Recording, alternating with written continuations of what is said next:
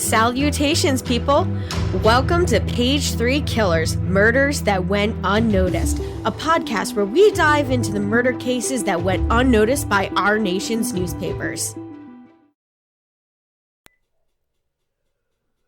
Hi, Shay. Hi, John. Hi, everybody. Hi, guys. Welcome back. Welcome to Page 3 Killers, Murders That Went Unnoticed, episode 32. Nope, 34. 34! I'm sorry, I didn't you change have this. one job. I have all of the jobs, John. I have one job, and it's to read what you write down. That's what I did. So I did my job correctly. Sorry, guys. Yeah, today is episode 34. And I always say that we have an interesting case. Babe, can you be my thesaurus? What other word can I use for interesting? Goodness. Off the top of my head, I'm not really... I mean, interesting's a pretty good word. Unusual? This isn't unusual? Well, okay, it's not unusual. Thought-provoking? Yes, thought-provoking. Yeah, so I know how Intriguing. Yes, it's intriguing. It's an Wah, wah, intriguing... Wah. And it's technically an unsolved case, but there's some twists on this one. Possibly some police corruption. Well, there's definitely police corruption in this case. And as we discuss about it, it's just going to blow your mind. All right? So this... You want to know what else blew my mind? What? We've been pronouncing one of our Patreon patrons' names wrong since we started. Yeah? There's no N. You've been pronouncing it Ralulk. Yeah, there's no N in that name. There's no N. That's what I'm saying. So, if there's no N, and I've been pronouncing it Ralulk, we've been doing it wrong. That doesn't sound like there's an N in there.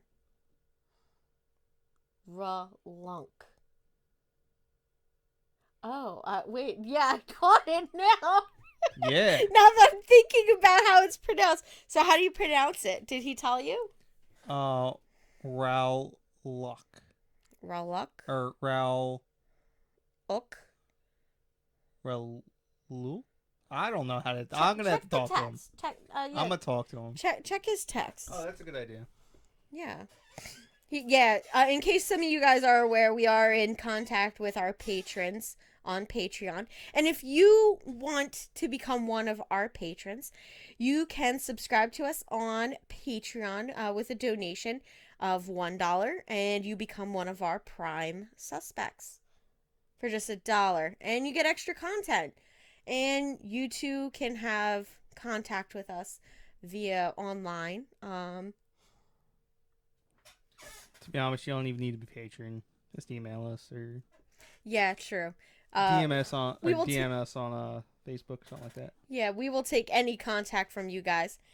And if you guys are wondering what I'm drinking today, okay, we are not getting any money for hyping this. If you guys like wine that tastes pretty much like juice, this is your bitch right here, called Sweet Bitch. And it's the Mango Moscato. The Mango Moscato. I fell in love with the bottle when we were at the beer distributor. And I was just like, oh, it's kind of like sultry. And I'm like, ooh, I'm getting that. We might have to let everybody know what a beer distributor is. Oh my gosh, yeah. Because that's a Pennsylvania thing. Oh, I forgot about that. Yeah, so we're not allowed to like sell liquor and beer together here in this state. So you have to go to a wine and spirits shop for wine and spirits, or you can go to a... You can sell up to a 12-pack in wine if you serve food. So yeah. You can serve up to a 12-pack or bottles of wine to go. Or if you want more than a 12-pack, you have to go to what is called a beer distributor. Yep. And that's the only way you're allowed to get more than a 12-pack. Yep. Here in PA. Because Pennsylvania is weird. Yeah, because we're weird ass fucking state. Anyway, I looked up how to pronounce it. Yeah, how do you pronounce it? So it's Ralulk. Ralulk. Ralulk.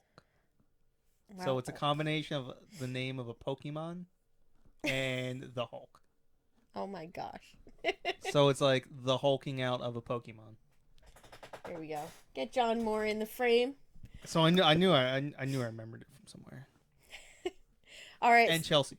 Yeah, Hi, and Chelsea Hargrett. Thank you so much for donating. You guys are awesome. Now, this case here is a PA case. This is out near Pittsburgh. So these people also would have to go to a beer distributor, is Yes. what you're saying? Yes, they too.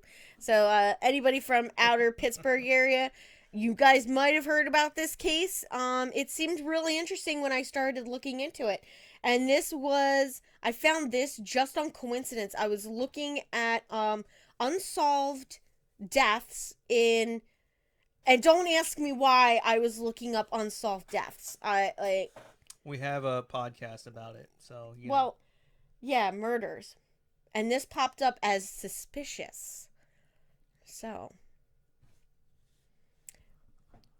just to clue you guys in, we are going to be talking about the death of Michael Rosenblum out in Pittsburgh way.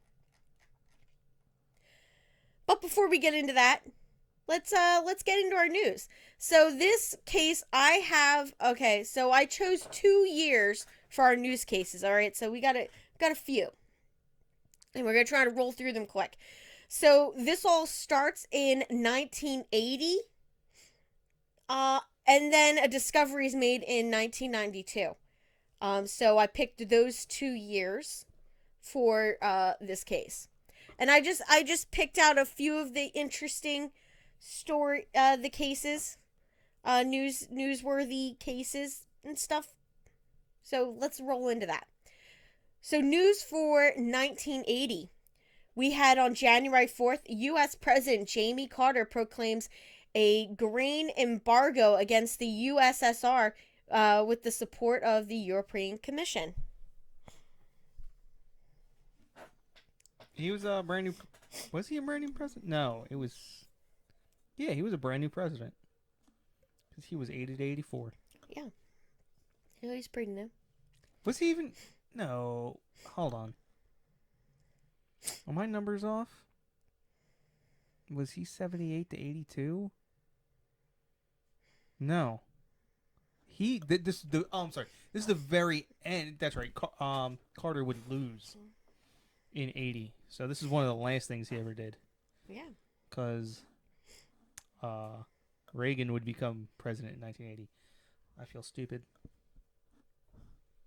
Yep. All right. And then we have on January 20th, the Pittsburgh Steelers become the first NFL franchise to win the 4 Super Bowls. Well, that would explain why no one in Pittsburgh would have heard of this. Exactly. And they win against the Los Angeles Rams 31-19. Yep. I'm willing to bet that there's very few people who know that happened. Really? No one ever talks about the late 70s, early 80s Rams as being a good team. Nobody. They were. They had Jack Youngblood. They're beasts. Yeah.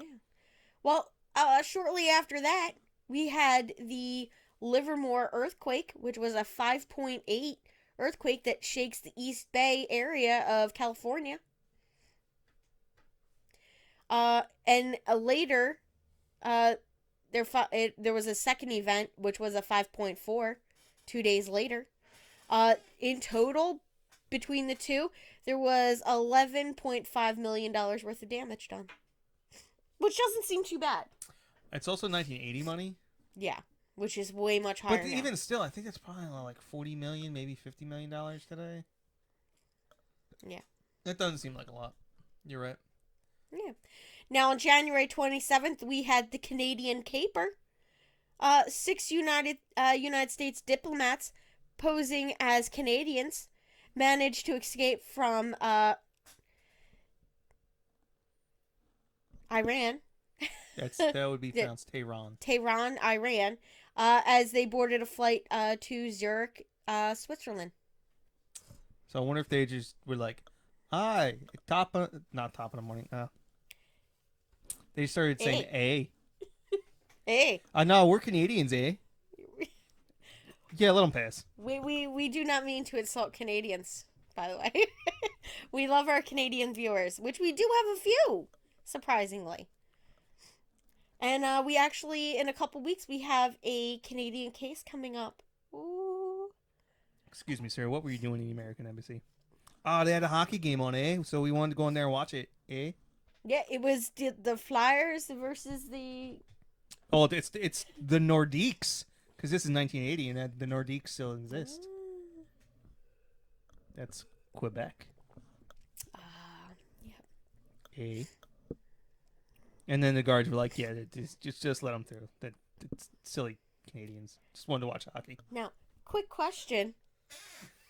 I have one more news story for 1980. Should we do the news for 1992 and then the CD side, or should we do 1980 CD side and then the news for 1992? Let's go CDs. Let's go. Let's just stay in the same year. Okay, all right. And to close out that year, we had the Winter Olympics in Lake Placid, New York. Yeah, Canadians are not.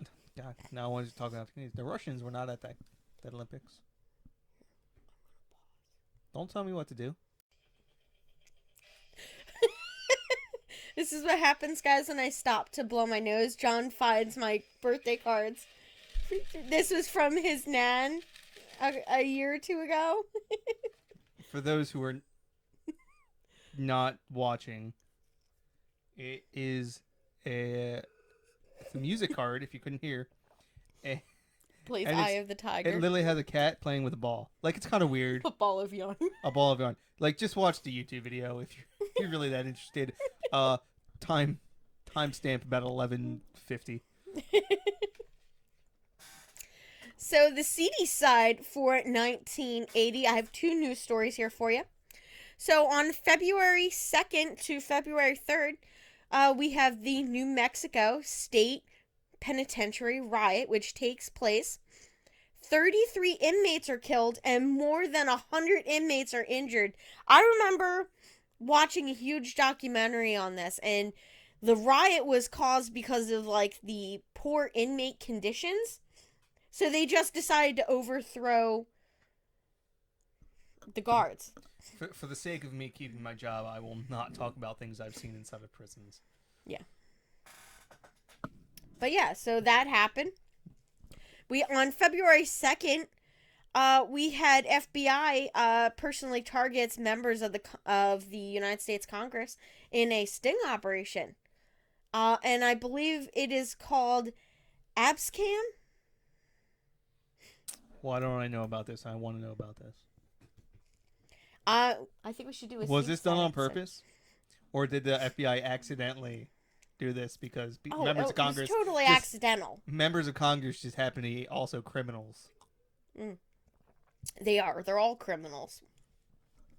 I think it's funny that... I'm looking this up now. This is going to be my mission tonight. That's what you're going to look up? Yeah, after we're done recording, I'm reading I'm going deep diving into this. I'm going down this rabbit hole. All right. So... There's a white rabbit with a pocket watch, and I'm going right after it. Now, 1992 is a kind of a interesting year. We're going to start that off with George Bush, our current president, George H.W. Bush. Current as in 1992, he was current. He was the current president in 1992. He becomes violently ill at a state dinner in Japan that was televised. And he vomits into the lap of the prime minister and then faints. Wow. I didn't know about this one either. How did you not know about that? Probably because I was 6 years old at the time and didn't much care for politicalness. Yeah. So pretty crazy. And then we had another one, and this proves that I'm assuming that this guy, I think he was a Republican, yes, vice president. So it proves to me that not all. No, he was set up. He was set up. You tell this story, and I'll tell you the truth. Okay. I'll tell you All exactly right. how this So went down. on June 15th, during a spelling bee at a Trenton, New Jersey elementary school, U.S. Vice President Dan Quayle erroneously corrects a student's spelling of the word potato, indicating that it should have an E at the end. All right, so Potato. this is kind of hilarious. Yes, the vice president did mess up.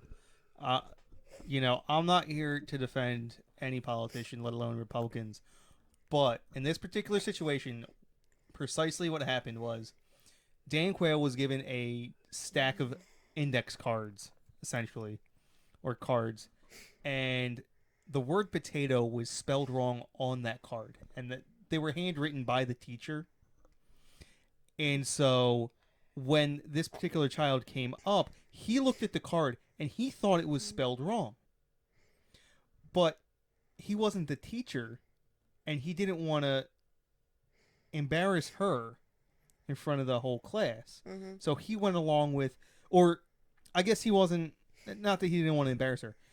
I don't think he was confident. Like, in his head, he thought it looked wrong. Yeah.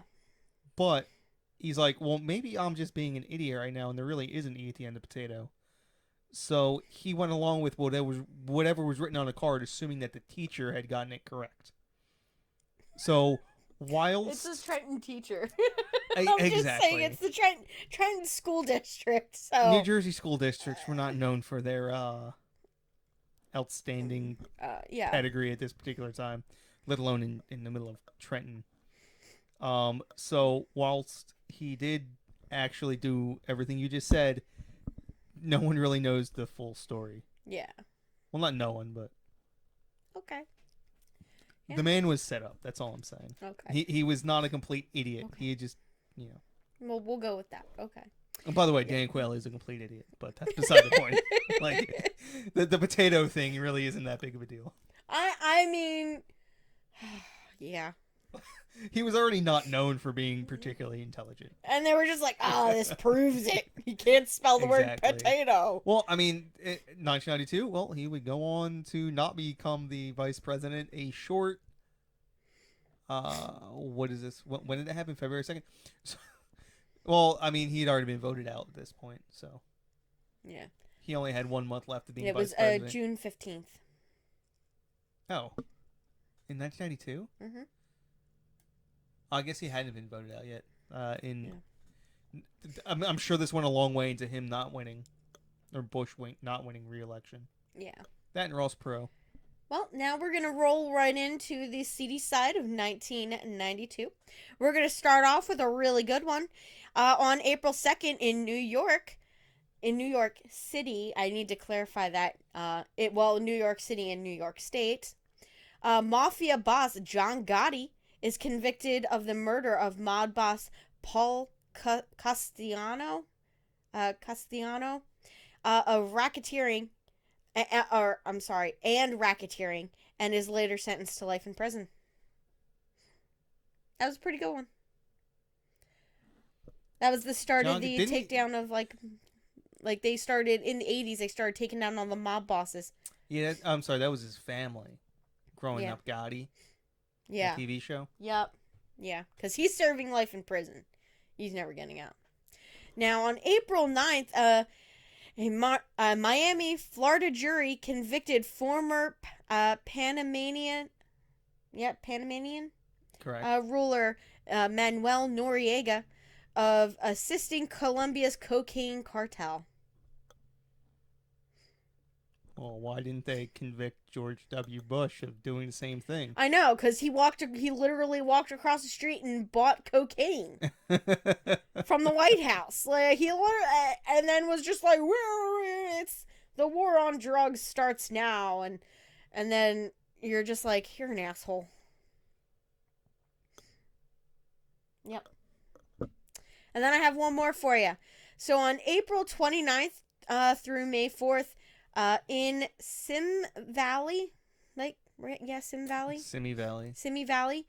California, a jury acquits 4 LAPD officers accused of excessive force in a videotape beating of a black motorist named Rodney King, which ignited the 1992 Los Angeles riots that led to 53 deaths and $1 billion in 1992 money's worth of damage. Yeah, this was fucked up. Yeah. I just remember seeing them rip the truck driver out and just kill him. Mm-hmm. And roof Koreans. Roof Koreans are the fucking shit. Yeah. Dude, man. If you want to Protect look your up, property. you want to look up some baller ass motherfuckers, just Google roof Koreans. Yeah, they literally sat on their roofs and shot anybody that came near their businesses. And they had them good rifles. Yeah. They literally had been used in the Korean War. There you go. It's all them SKSs. Yeah. Now we're gonna roll into our case. So we're gonna learn a little bit about Michael Rosenblum. So was he the killer or he got killed? He gets killed. Okay. Yeah. Spoiler alert, guys. He gets killed. So we're just going to learn a little bit about him and his troubled past. So he was born in 1954, and he was the only son of Barbara and Maurice Rosenbaum in Pittsburgh. Now, he grew up in Pittsburgh's Shady Side neighborhood. What a name. Yeah, Shady Side. Should have named it Seedy Side. I know, but What? it's Shady Side. Apparently, I think it's a nice area. Because his really? dad's like a businessman. Yeah. Okay. His dad literally, once we get into this, his dad's kind of baller. Like, I'm just going to throw this out there. Like, all right, Liam Neeson was an awesome dad. This guy goes almost just as far as Liam Neeson in Taken. Like, you know. Yeah, we're assuming. Yeah. Now, by his late teens, he had already fallen into drug and alcohol use, and he was using very heavily. He got into trouble with the law, and he very often fled from law enforcement. So he would get caught, like, driving under the influence, and then he would attempt to run, which led to more than one car chase with police. And then he would become very violent and he would resist arrest. So he was known to the police at this time. Now, between 1974 and 1980, the Pittsburgh police had arrested him 3 times for traffic violations while driving intoxicated and drug possession. Now, his dad, Maurice, did confiscate his son's Datsun 24OZ. 240Z. 240Z. Sorry. And Datsun would later become Nissan, in case anyone was unaware. Oh, okay. But Datsun was the company that made kamikaze planes, so it was later determined that it might not be the best name for sales in America. So they switched it to Nissan. Which is actually the way you're supposed to pronounce it. It's not actually Nissan. The word is pronounced Nissan. Okay. Yeah. Weirdos. Now, Maurice and his wife, Barbara, they decided to take action and get their son help and get him clean. Now, he determined that his son's problem had begun in earnest after Michael had made the acquaintance of a doctor near the family's Jersey Shore summer home in Beach Haven.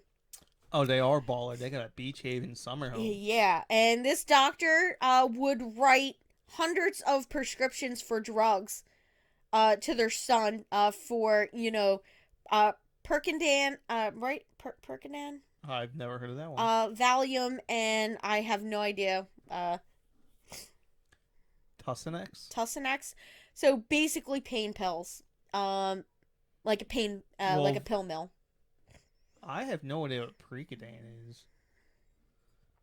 Tussonex, I think, is like a Robitussin derivative. Yeah. Valium's yeah. Anxiety medication. Yeah. So this doctor was basically operating a pill mill. And So he's Liam Neeson, but he also probably is responsible for the deaths of hundreds and, if not thousands, of no, other human beings. okay, no, the doctor is Oh, it's not his dad. not his dad. I'm sorry. Yeah, no. So in response to this, after finding out what this doctor is doing, his dad then threatens the New Jersey governor, uh, Brandon Byrne. I'm gonna say that's Byrne. Uh, that he would take the story to the New York Times if the state took no action against this doctor, for writing all of these crazy ass prescriptions and running a pill mill. So the New Jersey State Attorney General's office opens an investigation, and the doctor eventually surrenders his license to avoid criminal charges. So he lost his ability to practice medicine. So I guess the governor just didn't want people to realize that New Jersey, you can come and get pills in New Jersey. Is that why? Like, I don't understand why the governor would care. Yeah. Yeah, the Attorney General. Yep. So he just threatened all these people, and got this guy shut down. Now, yes. Now, Michael, after this, attends several different rehab clinics, including the nearby Western Psychiatric Institute. Now, Michael found friends easily wherever he went, and easily attracted women due to his charm and intelligence. Now, on a 28-day stay between 1979 and 1980, he met Lisa Shear, a former. She was 30 years old, and she was a former Playboy bunny from Baldwin, Pennsylvania.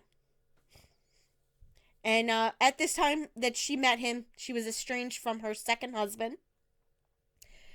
She also had an arrest record in her hometown. And they became romantically involved while at this rehab center. Two stable individuals. Oh, coming yeah. together. Absolutely. Now, according to his father, Michael had been too impatient to enjoy the good life to finish college. So... Oh, I wonder where he was going. Yeah. I probably somewhere close to home. Our new guy at work just went to IUP. What's that? It's Indiana University of Pennsylvania. It's out near Pittsburgh. Just wondering. Yeah. I don't know. Maybe went to Carnegie Mellon. Yeah. So Maurice gave him a job selling insurance at his brokerage. And then he told Michael that if he wanted to live well and drive the 240Z, he would have to work for it.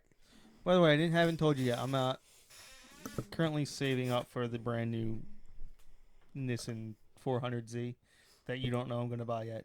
So. Oh, okay. Well, now I know. So the 240Z is pretty well, baller if you hit the lottery tonight. I don't know why I bought those lottery tickets either. I'm just paying the idiot tax. The idiot. Well, you gotta pay to. It's the idiot tax. That's all the lottery is an idiot tax. Yeah. You gotta play to win, I guess. Isn't that what gamblers say? You gotta play to win. Yeah, because they're idiots and they pay the tax quite often. Yep. So now we're gonna talk about Michael's disappearance.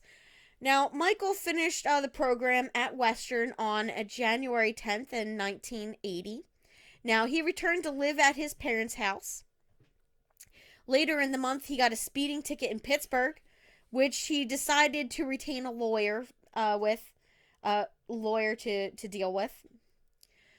Now, on February 13th, Maurice suspected his son was using drugs again, since he appeared to be under the influence. And Barbara searched her son's room and found a container of pills. I think that's a dead giveaway. Yeah, I it's a think my dead son's giveaway. taking drugs. Well, we Church's found room. drugs in his room. Maybe. Yeah. So he began to argue with his mom, and she told him to leave the house. Now, Michael left and went to his girlfriend's house. Now, he took her out to a nightclub that night, so that she could apply for a waitressing job. I'm sure it was a waitressing job. Yeah. Yeah. Now they returned with her to her adoptive mother's house in Whitehall, southeast of the city. Southeast of the city. Okay. Now he woke up with some residual effects from the drugs that he had taken the night before. So Shar drove him to a local hospital at 10 a.m.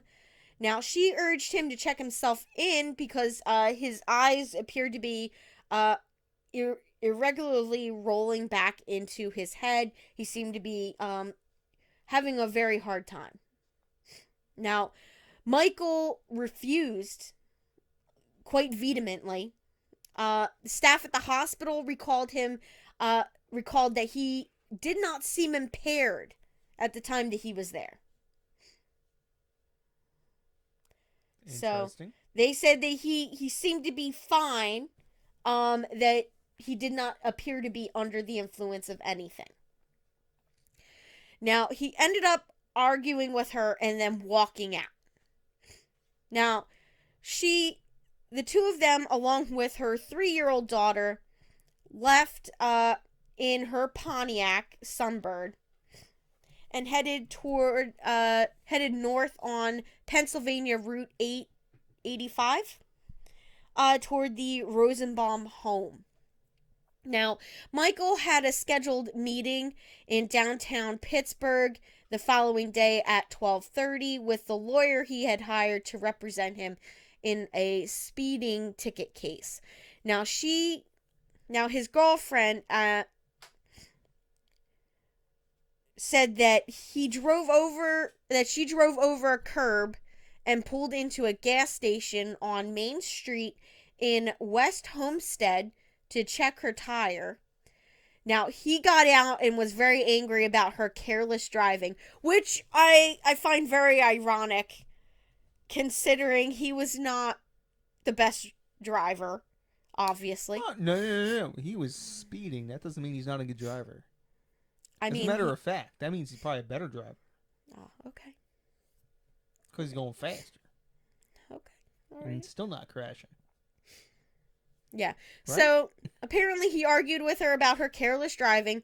The two were so loud that the gas station owner called the police. But then Michael decided that he would drive off and got in the driver's seat. Now, after taking control of the vehicle, he backed it up into a telephone pole. And before she could resume her argument with him, he ordered her and her daughter out of the car. Her and her daughter got out of the car, and he drove off towards his parents' home. She said that she then hitchhiked back to Oakland in the city, where she checked herself back into Western. Now, Michael drove off at approximately 11:35 a.m., and after that, there was no confirmed sightings of him alive. Now, the initial investigation, so within an hour, she reported her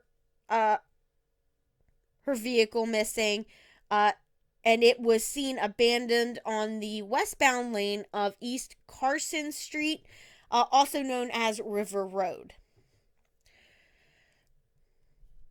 It is, that area is an uninhabited section of Baldwin, a quarter-mile west of the Glenwood Bridge. And at 12:24 p.m., two borough police officers, Chester Lombardi and Robert Weber, arrive on the scene. Now, Lombardi and Weber note that the vehicle's engine was cold and that its keys were missing. Now, both left side tires were shredded beyond repair, and the rims were severely damaged. The interior of the car was filled with an assortment of items, including hundreds of photographs. Now, Officer Weber gave up searching its contents shortly after he started because of the mess. So Weber radioed in that the car's license plate number, he radioed that in, and Scherer was identified as the owner. Now, Weber then requested a tow. Now, while he and Lombardi waited, another Baldwin officer, Sergeant Thomas Morse, drove by and inquired what they were doing. The tow truck arrived shortly afterwards and took the Sunbird to a nearby garage where the Baldwin police kept impounded vehicles. The following day, Scherer and Barbara Rosenbaum, I read that wrong. So the following day, Scherer called Barbara Rosenbaum and told her that Michael had not returned with her car.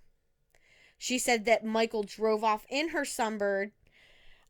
So Maurice believed that his son would return in the next day or two, or call within that time frame. Now, Barbara became immediately worried and feared that Michael might have gotten hurt or something happened. So she called the Pittsburgh police and reported him missing. So Captain Teresa Rucco, head of the department's missing persons unit, immediately began a search focusing on finding the Sunbird first. Now, she reached out to police in every state and major city surrounding them. Now, Michael's dad began his own search. He started calling old friends of his son that were living as far away as California to see if Michael had gone there or if they had any information. He also offered a reward for any information of the whereabouts of his son. I don't remember Liam Neeson offering a reward. He was going to fuck people up. Yeah. Well, I didn't say this dad was going to fuck people up, but he fucks people up in other ways. Like with lawsuits in court. Now, sometime after he's reported missing, the search for the missing Sunbird ends in late May, which I believe he went missing on what day did he go in January. They don't find the car, which is sitting in their goddamn impound lot for 4 months. Sounds very police worky. Yeah. So, ending in late May. I'll give it to him. This is 1980. There's probably not any type of computer system, even for a major metropolitan such as Pittsburgh. Okay. So we'll let them slide somewhat, but they're still lazy. Yeah. Okay. Now, when the owner of the shop where it had been parked sought a salvage permit from the state. So basically, the owner of where the vehicle was dumped called in and was trying to get a permit for it. When he learned that the car had been reported stolen, he called the police. So Morris called Scherer and told her, the news. Oh my gosh. I'm so sorry, guys. Yeah, so Morris, the police officer, called Scherer, the girlfriend, who then in turn passed this news on to the detective handling the missing persons case, which was Captain Teresa Rucco. All right. So she went with 2 city detectives and Michael's father, Maurice, to see Chief, oh my gosh, Gabarini? Or Gabarui? Gaburi. My best guess. Okay, we're going to go with that. To Chief Gaburi. Now, Baldwin police records showed that the sunburn had been there since the day Michael had disappeared. Now, Captain Teresa Rucco demanded to know why Cher had not been told of the whereabouts of her vehicle once it had been traced to her. So, Chief Gaburi told them that he personally did not know that the car was there until that day, but said his department had indeed sent her a letter the following day, but that it had probably burned in a mailbox fire. How the hell would he casually know about a mailbox fire? Yeah, mailbox fire. Which was an explanation that he gave that Maurice Rosenblum did not believe. He was like, okay, that's really suspicious. He just asked that same question you asked. If you're gonna lie, make up a good damn lie. A good damn lie, like you don't know. Like, just say the letter was mailed, and that once it was mailed, it got lost in the mail. Yeah. Boom, blame the feds. Yeah. Pass the buck higher, dude.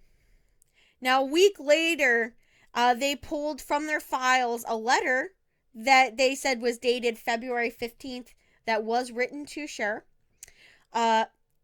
She maintained that she never received it. The police record of the car's towing had a notation scrolled on it that said Gallagher notified aunt. So that is referring to Patrick Gallagher, the dispatch officer on duty for that day.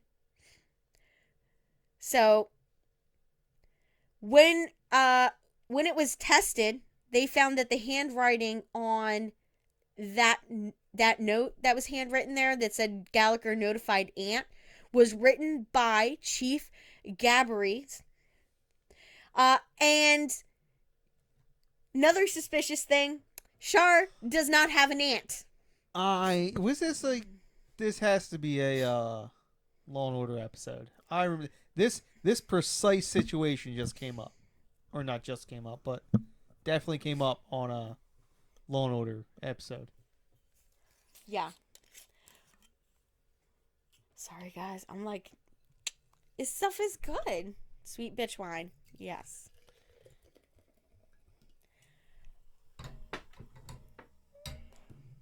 I'm like trying to like negotiate my mic and wine. Yeah. So she doesn't have an aunt. Now, in late June, a story in the Pittsburgh Press, they wrote a story about this case with extensive information about the troubled past of Michael Rosenblum and his girlfriend, which illustrated in part with photographs that were taken from her car. One of the photo albums that she had in her car was taken out of the car, which the police took. And they gave these photos over to a reporter. These police must really, really suck. Yeah. Because it's 1980. It ain't like police got caught doing anything. Yeah. So Noreen Hickman, the reporter who wrote the story, said that later she had received most of the information for the story, which was pretty much a smear piece on Michael Rosenblum. She received most of the story and the photographs from Chief Gabbery. You know what these police needed? What? Murder consulting. Yeah. You wouldn't have gotten caught for nothing. They'd be like, hey, should we forge this guy's? Should we talk about this guy's aunt? No, No. don't do that. Just saying, Hey, should we lie about this to the left message. Boom. We left you a message. Should we lie about this to a reporter who's going to make a story about it Yeah. that's objectively false and we can prove it? No, don't do that either. See, I can get people off. I'd be a millionaire, babe. Millionaire. Yeah. And then there was also an interdepartmental memo that said that Baldwin officer Warren Cooley gave her additional information for that article. Now, both he and the chief later testified that they had no knowledge of the Sunbirds being in the police impound lot, much less visiting it during the 3 months that it was there. Which is obviously a lie because they were able to provide photos from a photo album that they took out of the vehicle. All right. They photoshopped them, babe. That's what happened. They didn't have Photoshop in 1980. Mm-hmm. They were just ahead of the game. Oh, I'm sure. They know what they're doing. Yeah, right. Now, a search of the area. They had what is that? ThinkPads? Not ThinkPads. What's the Apple computer? IBM? Apple computer. Like the Apple? What are they called? Not an iPad. PC? No, that's the exact opposite of an Apple computer. I don't know. Whatever. Yeah, I don't care. I'm not an Apple person. I don't have Apple computers. I don't like Apple products. A MacBook. There we MacBook. go. They had MacBooks in 1980. Okay. Before sure. Steve Jobs invented Apple. Yeah. So the following day, Chief Gabbery ordered a search of the area where the vehicle was initially found. Now, searchers the searchers ranged from volunteer firefighters from the department, along with police officers, and they searched the area for 3 hours. And it was a small area between the road and the river that they searched for for a body or any sign that he had been there. They were assisted by a scuba diver that Maurice Rosenblum had hired to look in the river, as well as a helicopter that a client of Maurice's had loaned him to search from the air. Now, one of the Baldwin police officers, Skippy Dobson, a firefighter who was also on the search team that day. Now, Dobson had been working the dispatch console the day that Michael Rosenblum disappeared.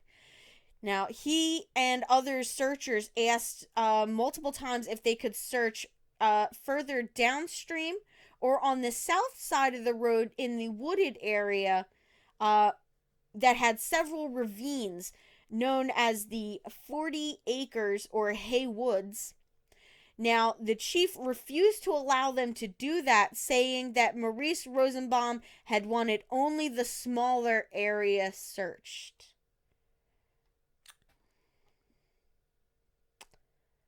And I'm betting you that's a lie. Because this is his kid, he'd want all of it searched, right? How did this guy become what he became? Yeah, by being a shitty police officer. That's how he got it. I mean, I know people like fail up a lot, but like, he knew the buzzwords, babe. How stupid! He knew the buzzwords. No, that must be what it is. Yeah, he just knew the buzzwords. He knocked it out of the park, guys. Yeah. God, I hate that. I think I've probably heard that phrase so many times. I just want to like shoot someone every time I hear an executive say it. Yeah, he hit that out of the ballpark. Oh, he hit it out of the ballpark. We're not playing fucking baseball, god damn it. Yep.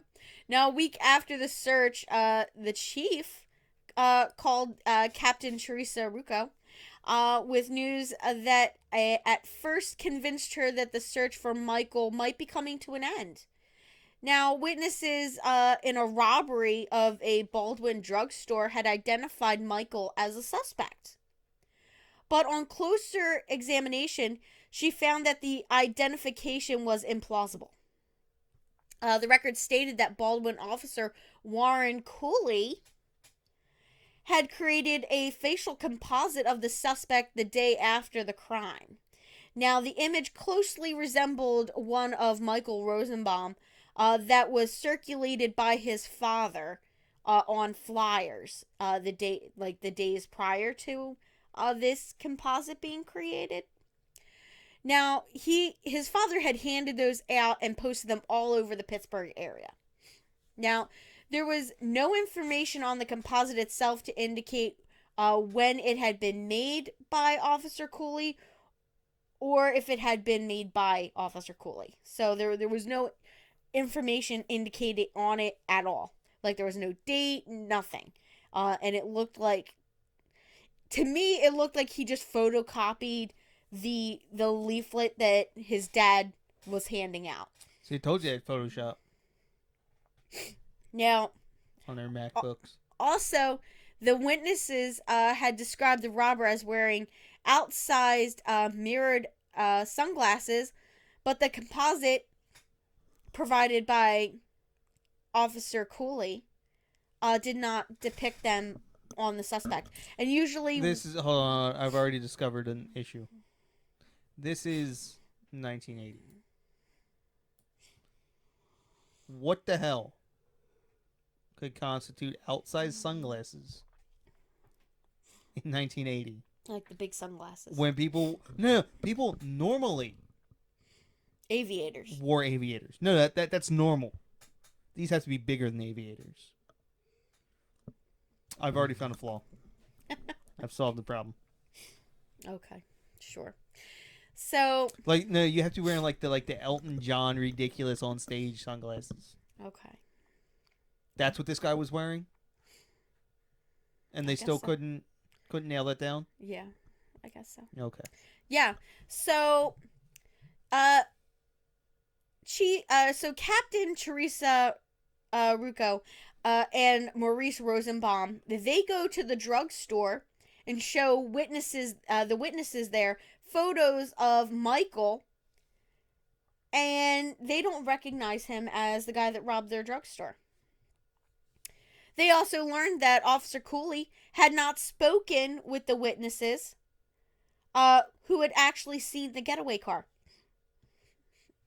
So after learning that, Captain Teresa Rucco and Mr. Rosenbaum, after learning that, they are suspicious. So Cooley went to talk to both of the witnesses following that.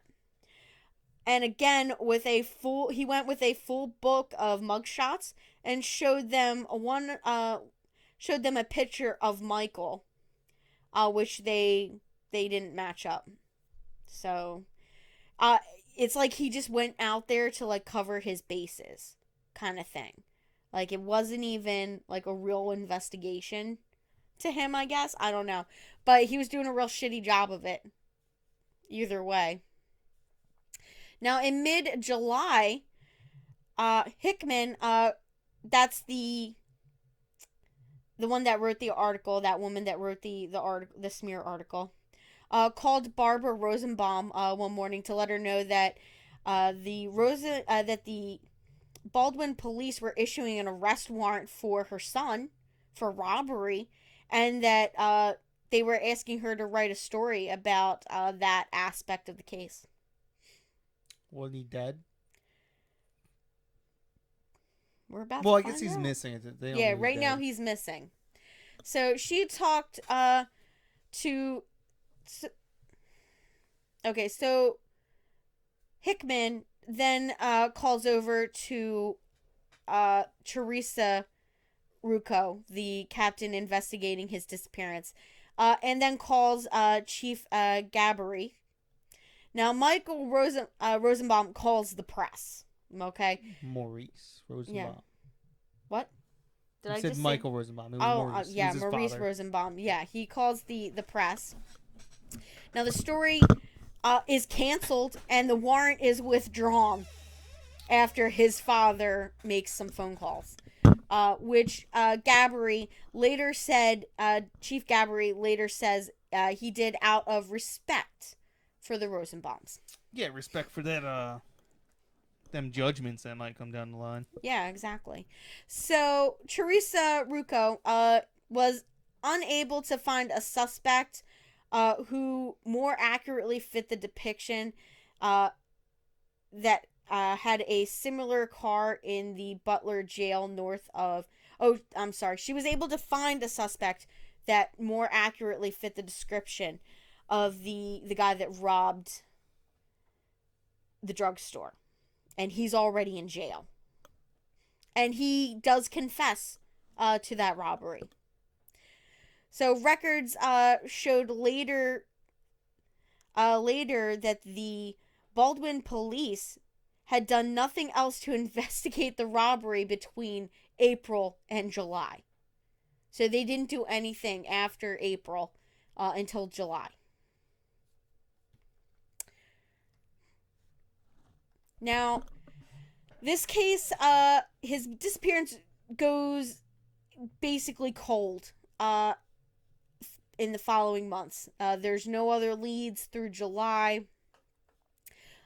Developments do start to happen that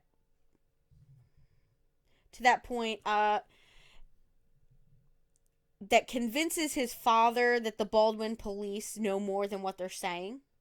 So he decides that he's going to increase the reward for his the size of the reward for information on his missing son, and then he buys up billboard space near the site where the Sunbird had been found. Now, for 2 years, Maurice neglects his business and he focuses mainly on the search for his son. Later saying that if he had not owned it, he would have been fired because he was hardly ever at work. Now, sometimes he flew to other parts in the country on short notice and followed up leads as far away as California. Now, he consulted mediums and psychics and got permission to have a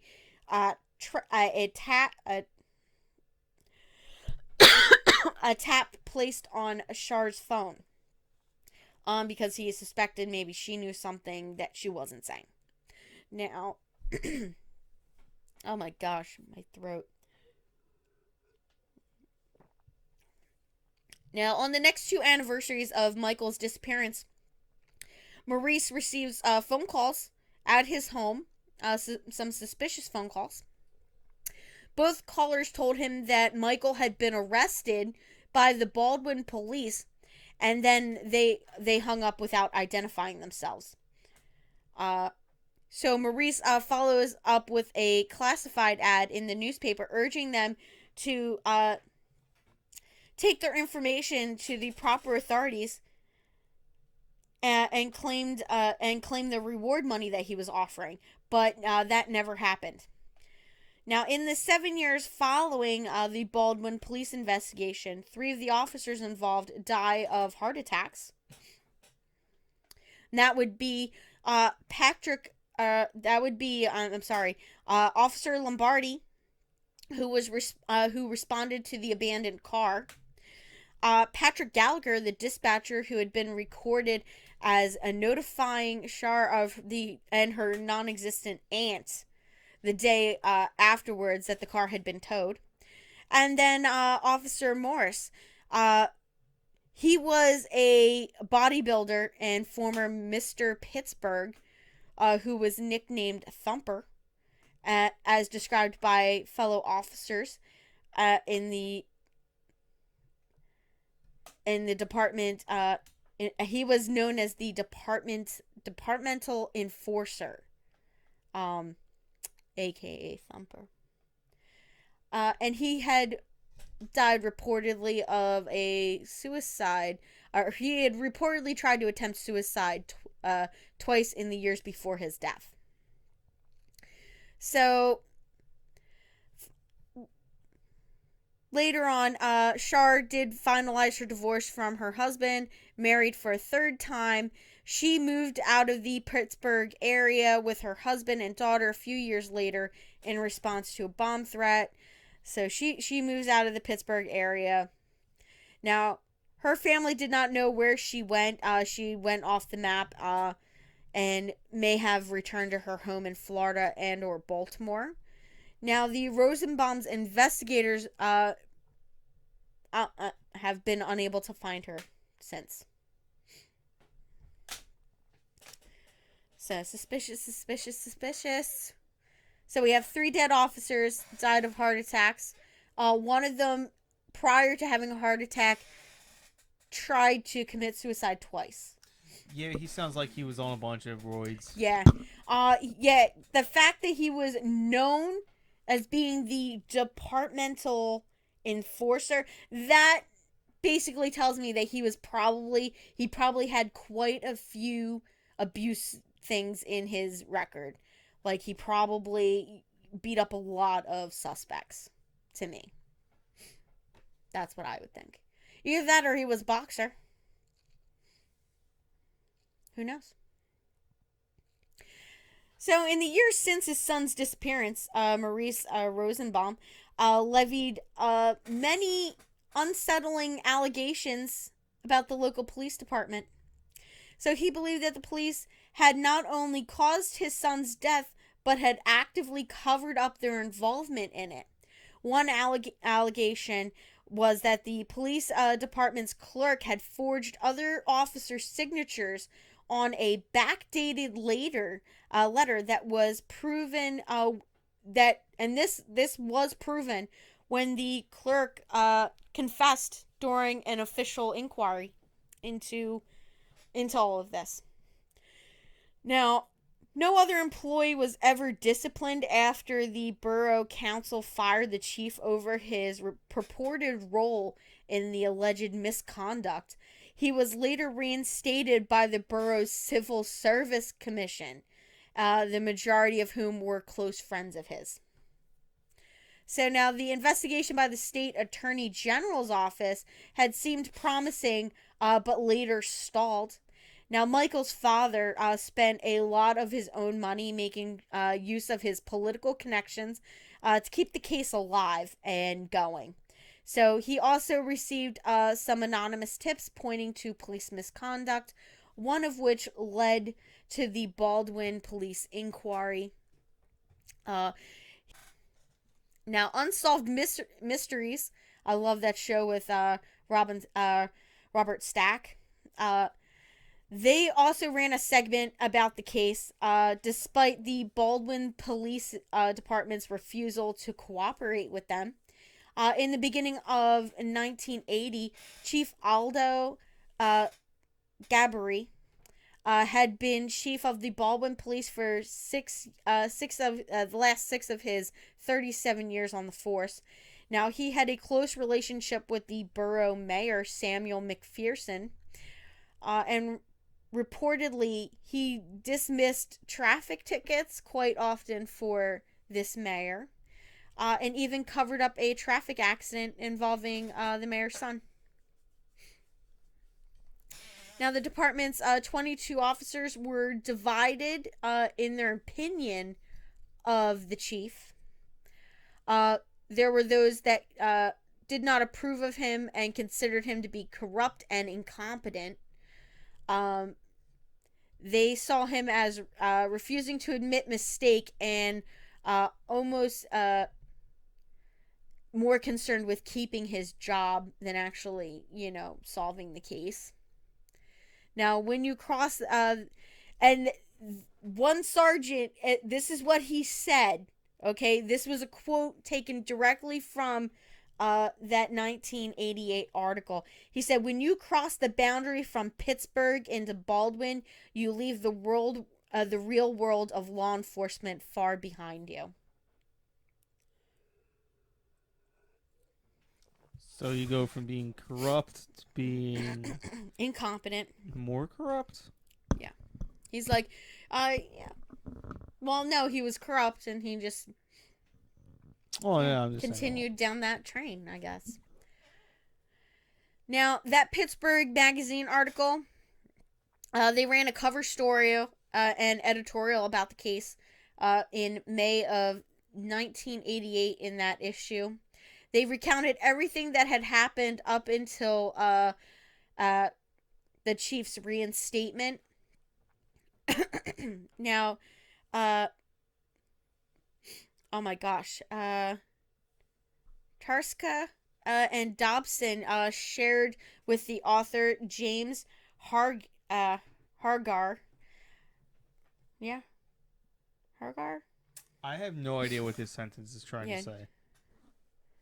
yeah. They shared some stuff with James Hargart that makes Officer Cooley seem very suspicious. And Dobson, who had been working dispatch on February 14th, 1980, said that that in addition to Morris, Lombardi, and Weber, their all radio logs showed that Cooley and his partner were probably in the River Road area when the car was found. That they were very close. So at 11:53 a.m., they called in to say that they were leaving a magistrate's office in Pittsburgh South Side, which was 5 miles northwest along the river from where the Sunbird was found, and that they were going to be serving a warrant in McKeanport, which was 15 miles to the southeast along the, oh my gosh, what is that? The Monongahela? Monongahela. Babe, Monongahela. I don't even see where you're talking about, and I know the name of this river. I have never even heard of that river. Monongahela. It's one of the three rivers out in Pittsburgh. You have the Monongahela, Ohio, and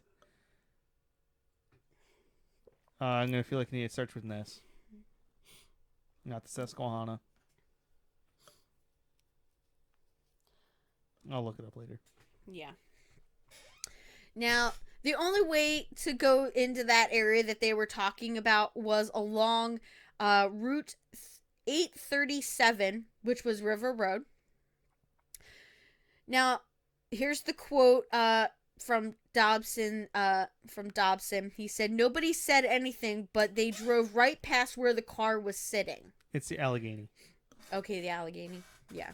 So he said that they must have driven past where this car was, when Michael was traveling down that road. Like, if he parked and stopped, they would have driven right past him because they had to pass him. But they didn't radio anything. It was radio silence. Now, he had also found the records at McKeanport showing that Cooley and his partner had never served the warrant that they said that they went out to serve. Which was like their whole alibi, was that they were serving this warrant and were not, in that area. But they were in that area and they never served the warrant. Now, the logs did not show any radioactivity involving the two between 12 p.m. and 2:30 p.m. Now, the Michael Rosenblum, or Maurice Rosenblum's investigator, said that other Baldwin officers believed the following scenario developed during the investigation into Cooley. So they believed that that one of these officers may have been responsible for the death and murder or the death and disappearance, or just the disappearance of Michael Rosenblum. And they were like, oh, they probably arrested him. They probably saw him and they arrested him. And that's what happened. Now, Cooley, at the time that this article was published, basically smearing him and blaming him for Michael's death and disappearance. He was facing a civil suit from two residents that alleged that he had attempted to extort money from them.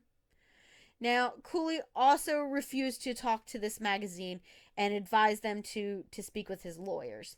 Like, obviously, you don't want to say anything because you're being sued already.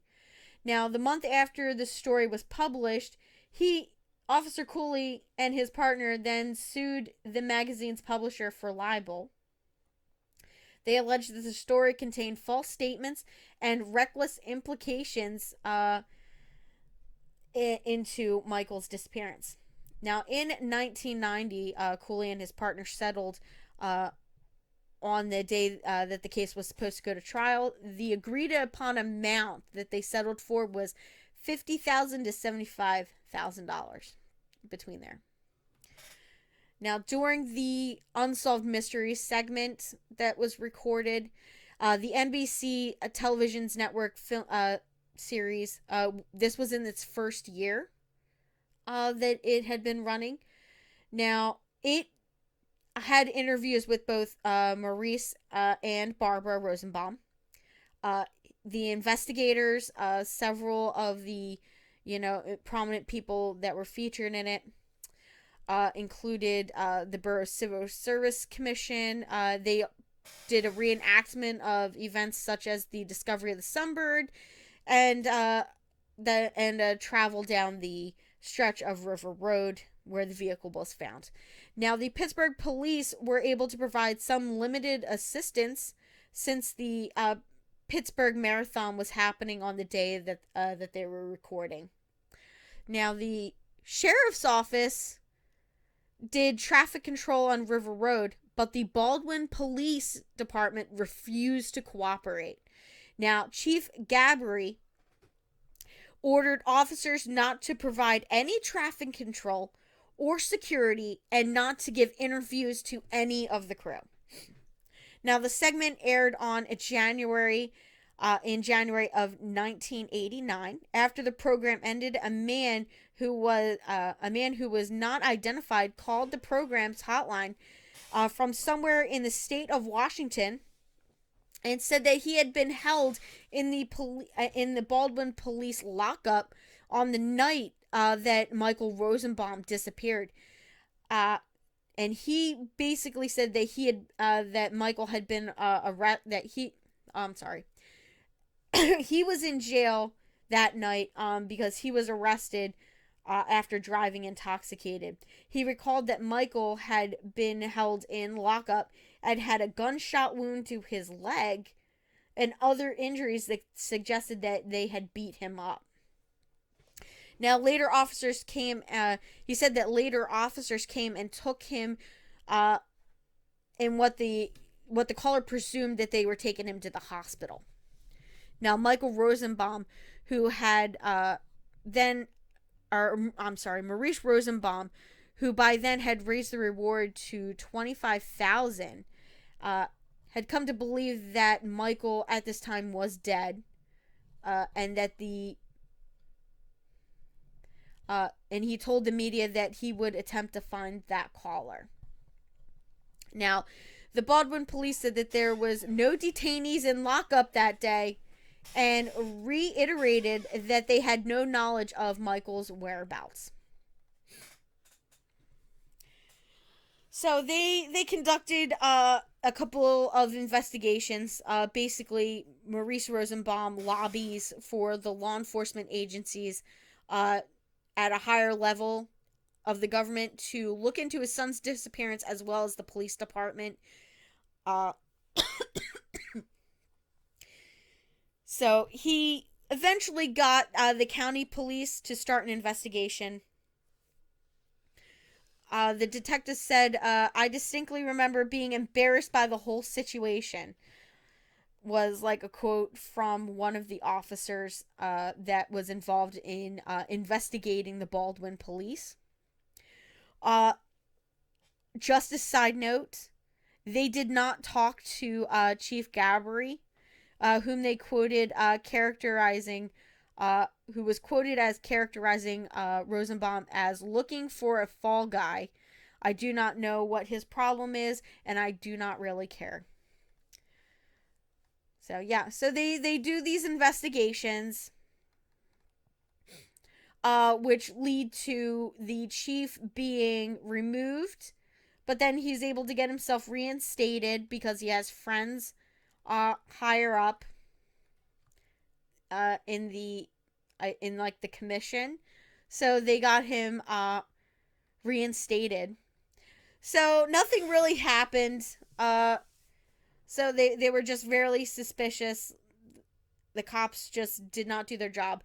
And then in 1992, in April, a bone fragment and a scrap of clothing was found in the woods along the Monongahela River, near where the sunbird had been discovered 8 years earlier. Yeah. At first, the bones were thought to be human, and they were later positively identified uh, as those of an animal. The corduroy and the shoe sole were consistent with the clothes that Michael Rosenblum had been wearing when he left that day. As a result of this discovery in late 1989, Michael's father filed a petition to have his son declared legally dead, stating that if he were alive, I would have expected to hear from him. The petition was granted in early 1990, almost 10 years after Michael had last been seen. 2 years later, in April of 1992, a hiker in the woods further down the Monongahela found a fragment of human skull. That area it was found in was the 40-acre area that the chief told the searchers not to look in. So that bone fragment was looked at, and in June of 1992, the county coroner's office confirmed that it was Michael Rosenblum's skull. Now, after matching the unique sinus print from his x-rays, they concluded that it was him, and his death at this point has never been solved. I think I know who did it. Yeah, I think I know too. Well, maybe not exactly, but I can get pretty damn close. Yeah. I mean, they're just too shady. Yeah. Police corruption. Sure, like Michael Rosenblum wasn't a stand-up citizen, but he didn't deserve to die. And I feel like the police know a lot more than what they were saying. I think something happened, something suspicious happened. Not gonna say who was involved, but you guys heard the evidence. You guys heard some of the strange things the cops claim. So that's where I'm gonna drop that for tonight. Sounds good. It's been a pretty long episode. Yeah. So I hope you guys enjoyed this. Sorry. I hope I'll take out a bunch of it during editing. So I hope you guys enjoyed. Join us next time for another riveting episode. Riveting. See, no, there's a good word for interesting. Riveting. I guess riveting that's episode sure. of Page 3 Killers.